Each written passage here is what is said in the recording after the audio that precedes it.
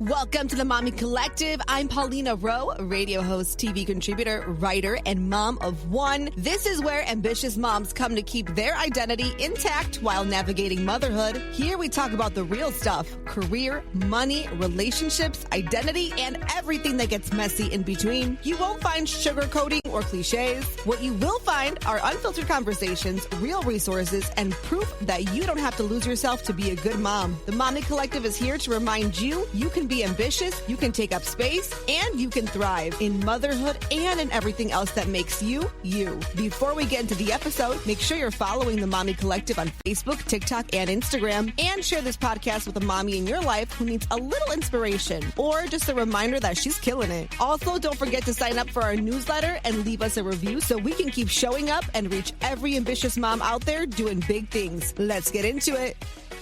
What's going on? And welcome back to another episode of the Mommy Collective podcast. If you are new here, welcome. I'm so happy that you found me. And low-key, I love to know how you found me because I feel like I am trying to reach all of y'all mommies, all of the ladies, all of the everybody's. So, hit me up if you haven't heard an episode yet before. So welcome. I'm really excited that you're here. Today I'm coming in a little high. I'm not going to lie. And also I probably sound a little congested. So my bad. I don't know if I'm sick or actually I do know I'm kind of a little sick. I don't know what it is though. That's what I'm saying. It's so gross and weird and whatever. Just know that I don't sound like this all the time, but I am here. I'm coming in a little hot because one thing that I keep hearing over and over, and it's going to make me jump off a cliff or walk onto oncoming traffic at some point, is I keep hearing the same thing, okay? I want to start the business, but I want to post the content, but I want to launch the podcast, but I want to ask for help. I'm drowning, but. And after talking to, honestly, I could say confidently, hundreds of women through the Mommy Collective, whether it's through the podcast, through dinners, through DMs, whatever it might be. And obviously, I'm interviewing a ton of successful entrepreneurs, executives, creators, moms who are building just such amazing and incredible things. I have realized something, and I'm going to be so for real. I'm going to be so honest with you. Most of us are not being held back by our husbands as much as we think we are. Don't get me wrong. We still are sometimes because what happens a lot of the times is our husbands are still living the life they want or they get their own free time. And trust me, that happens in this household too. I'm expected to be on baby duty all the time. That's kind of where this comes down to.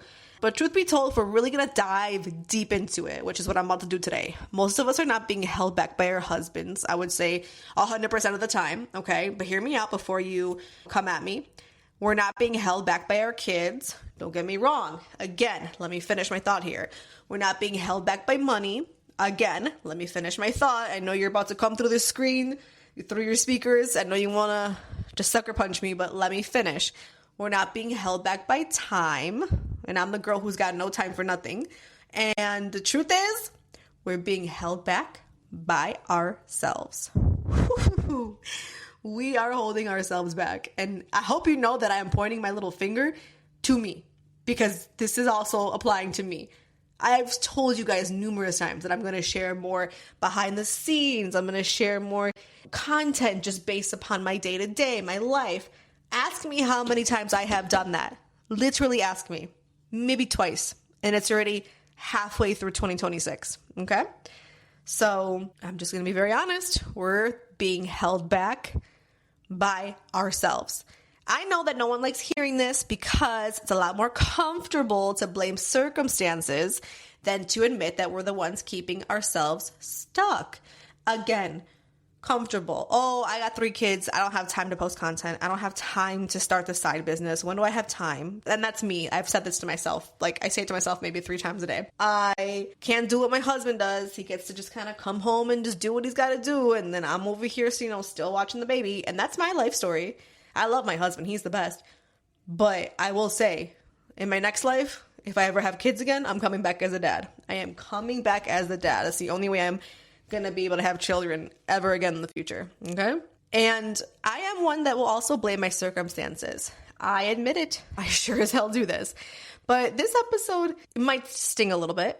And if it does, it's probably because it's true. And I needed this talk. I hope you do too, because I definitely needed it. I have done this in my own life, like I said, 1,000 times. I've sat on ideas. I've overthought emails, even my newsletter. How many times have I been like, I'll get to it tomorrow. I'll get to it the next day, until I hired my team and they're like, the newsletter goes out every Monday morning. No excuses, no exceptions, every Monday morning. Like, do you see how things start to happen, right? And order starts to come into your life once you make that decision and pull the trigger. It's happening. I've overthought even just emails. I'll share this with you guys. I overthought an email regarding a sponsorship for our 2026 Mommy Collective Summit. And guess what? That person responded and bought a gold sponsorship from me. Shout out to this sponsor, announcing very soon. Incredible. Like, incredible. All because of an email. I've written captions 17 times, just rewriting. I've convinced myself that nobody cares. And sometimes I still find myself in this category. I'm like, nobody cares what I'm posting, what I'm doing. Like, why am I going to share this behind the scenes stuff? Nobody cares. I've talked myself out of opportunities before anybody else had the chance to really reject me. There was no. I just talked myself out of it. Does any of this sound familiar? Good. Let's talk about it then. Because I think moms especially have gotten really good at making excuses that sound responsible, right? Oh, I can't do this. I got to pick up my kids. That's being responsible. You had your kids. Now you got to go take care of them, pick them up. So it sounds like, okay, makes sense. Like, I'm not going to shame you for not posting content because you got business to handle. You got kids to raise. But see, that's what makes them dangerous. We disguise fear as practicality. We disguise insecurity as humility. We disguise procrastination as preparation. That's me. And when we wonder why nothing changes, we literally sit there and wonder, why is nothing changing? So here's one that I hear all the time. Nobody cares what I have to say. Really? Nobody cares. Last time I checked, there are people making 6 figures explaining how to organize a fucking junk drawer. There are people reviewing paper towels online. I'm not even being funny. There are people literally building careers by raking frozen pizzas. But somehow your experience, your expertise, and your story, they're not valuable, right? Come on, girl. You don't actually believe that. Like, I just know you don't. You don't want to risk being seen, and I understand that. Posting the content means someone might judge it. Starting the business means somebody might say no to you. You're going to hear no. That's just a heads up. I'm going to give you that right now. Launching the podcast means somebody might not listen to it. Creating the offer means somebody might not buy it. And our brains would rather keep us safe than successful. And I blame our ancestors, okay? I mean, I'm not blaming them, but I feel like all that comes from thousands and thousands of years of keeping safe, which is why I think we're like scared of snakes, even though you're probably not going to see a snake today if you live in the city. Like, you're not going to see one. But when you do see one, it's like end of the world, because quite literally our bodies used to tell us, like, our minds used to say, hey, snake equals danger. This is dangerous for you. Get what I'm saying? So something to think about, okay? And because our brains would rather keep us safe than successful, we stay hidden. We call it being busy. We talk about everything else, that we're doing as an excuse as to why we can't do the one thing. So let's talk about asking for help too, because this one makes me want to shake you by the shoulders. Why are we acting like needing help is some kind of moral failure? So why do we wear exhaustion like a Chanel bag? I'm curious. Why are we bragging about being overwhelmed? When did complete burnout become a personality trait? I swear some moms are out here collecting stress like these Pokemon cards. Oh, you only got 4 hours of sleep? That's cute. I only got 3. Oh, you're tired? I haven't sat down since Tuesday. So, like, girl, congrats. Do you want a trophy? There's no trophy. There's no award coming. I'm just here to tell you that. There's no medal coming. There's no secret ceremony that you're going to be invited to.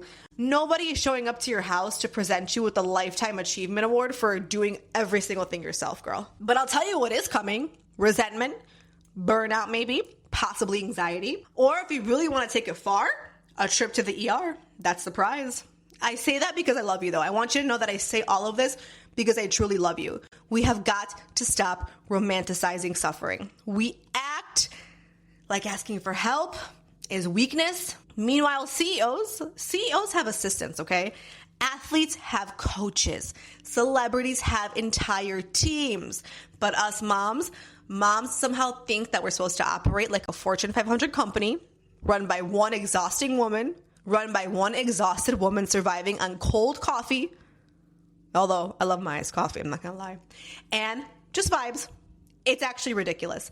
And somewhere along the lines too, we convinced ourselves that doing everything alone would make us stronger. And I'm here to tell you it doesn't. It doesn't. It makes us tired. And that's a difference. There's like a huge difference in that, okay? I also think a lot of us are secretly waiting for permission, if we're going to dive into that part too. Permission to maybe start the project, start the podcast, whatever it is. Permission to be visible. Permission to charge more. Permission to rest. Permission to go after the thing. Permission to be ambitious. Permission to want more. So I'm going to save you some time. And I'm going to hold your hand. I'm going to hold both hands, actually, and tell you, nobody's coming. Nobody. There's no, like, magical confidence fairy that's going to come to your door, like, today. There's no committee meeting happening about whether you're allowed to pursue your dreams. There's no official invitation. So either you decide you're going to do it or you don't. That's truly it. The women that you admire, they weren't less scared. They just moved before they felt ready. They just did it. That's the secret no one is telling you. Confidence doesn't come first, and I promise you that. Action comes first. Then confidence follows, and that's how this happens, okay? I didn't start the Mommy Collective because I felt so qualified. I was a brand new mom. What the hell did I know? I started this because I felt called, and that's a big difference. If I waited until I felt completely ready, I'm going to be so honest. There'd be no podcast, no dinners, no annual summit, no community, no nothing, because ready is a myth. Nobody feels ready. When the hell do you ever just like feel ready? Do you think the first person who launched a podcast knew exactly what they were doing? Every entrepreneur woke up one day feeling so perfectly confident, like today's the day. Absolutely the fuck not. They were scared. They just did it anyway. And here's the part that might hurt you, but some of you are spending more time thinking about your dreams than actually working on them. You spend hours researching, planning, tweaking, learning, preparing, make that vision board, listening to YouTube videos, podcasts, right? Because I used to do this. Talking about it, that's a big one. Thinking about it, praying about it, manifesting it. Yes, my manifestors come through, but doing it, not so much. At some point, preparation becomes procrastination, wearing just a very cute outfit, okay? And someone needed to say it. So here, I'm going to ask you, what if you just posted the video? Instagram, TikTok, whatever it is. What if you just sent the email? What if you just applied for the opportunity? What if you launched the offer? What if you asked the question? What if you just admitted you need help?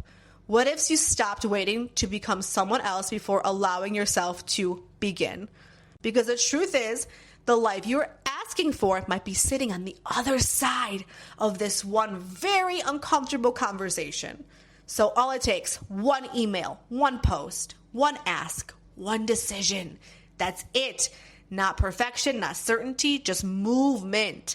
And before we wrap up this episode, I just want you to think about something. Imagine that it is 1 year from now.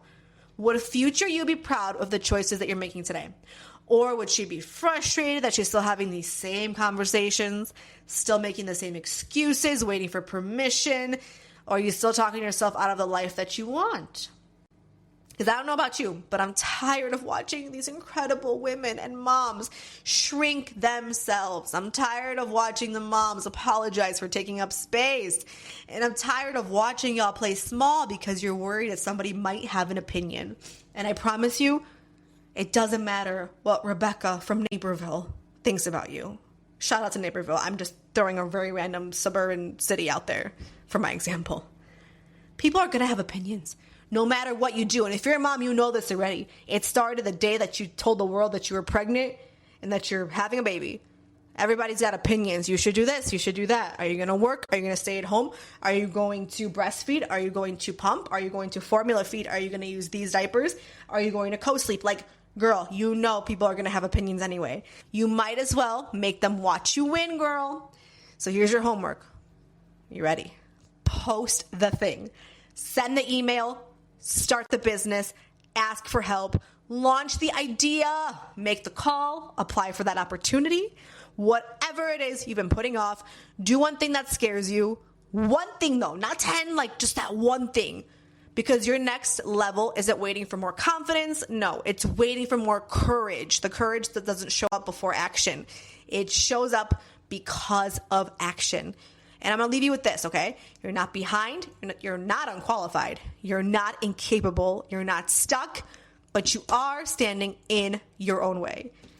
And if this is true, good news. That means you can move. See you next week. Make sure to like, subscribe, all things on Instagram, all things on YouTube, everywhere else that you listen to podcasts. Leave a review if you don't mind. I love you and I mean it. I'll talk to you soon.